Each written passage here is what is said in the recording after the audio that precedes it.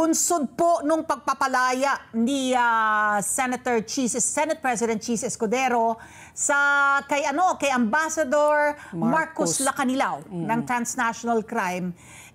Ito po, nag-react po si Senator Amy, no, na kini-question niya itong ginawa na pinalaya si Ambassador, tapos binigyan ng show cause order, no, para magpaliwanag kung bakit why he should not be cited in contempt after Senator Amy Marcos had issued a contempt citation, ano?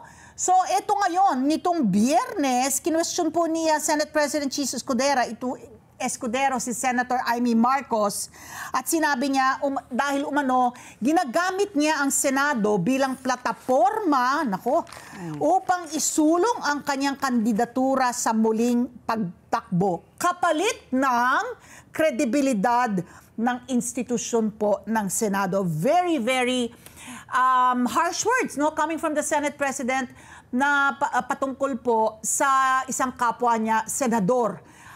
Ito pa, what is brewing in the Senate, attorney?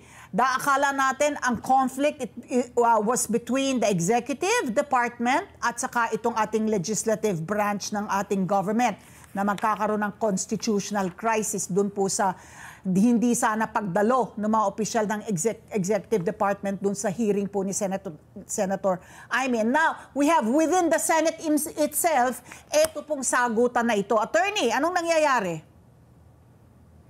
Alam mo, Ali, there was never going to be a constitutional crisis kasi andyan naman yung Korte Suprema to settle whatever conflict that may arise, no?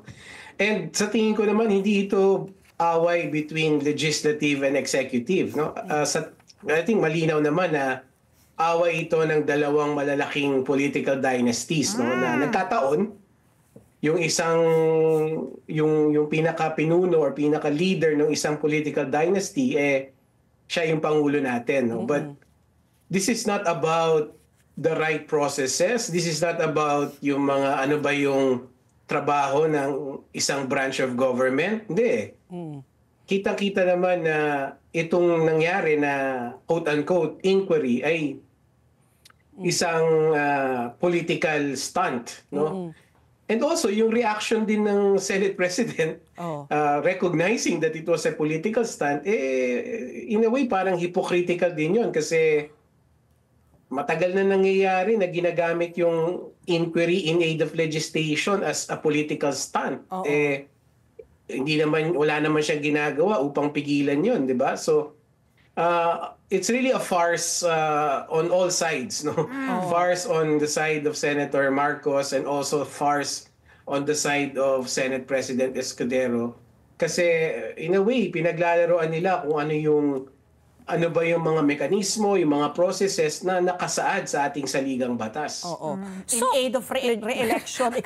So, Attorney Michael, ibig sabihin po, kasi we had Senator Amy on the show last week, and she was saying, hindi naman daw kailangan ng pirma ng Senate President, no? In fact, the chairperson of which she heads, ngayong Foreign Relations, can already sign that contempt and detain Ambassador Marcos Lacanilao. Pero sinabi nga ni Cheese na hindi, no, dapat ine-elevate yan para nga may parang check and balance, hindi, dapat ang Senate President ang gagawa po noon. So ano ba talaga yung patakaran? Ano ba talaga yung tamang protocol? Para lang sa kalaman namin, kasi we hear the side of Senator Amy, we also hear the side of Senator Cheese. So kami mga mangmang, hindi namin po talaga alam ano ba talaga yung tama. So the best way to find the answer dyan is to look into the rules of the Senate, no?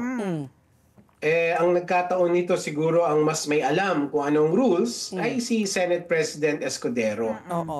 Most likely, syempre, bago siya unang-una, matagal na siyang nasa Senado, yung mga staff niya siguradong binigyan siya ng abiso na dapat dumaan muna sa Office of the Senate President yung mga contempt orders, no? But on the other hand, naiintindihan ko rin si Senator Marcos kasi yun na nga, marami nang dumaan na contempt orders sa mga resource persons na hindi naman nakikialam yung Office of the Senate President. So Ito na nga ito yung punto ko, Pati, na these are all just farcical shows, na pinapakita ng mga politicians natin.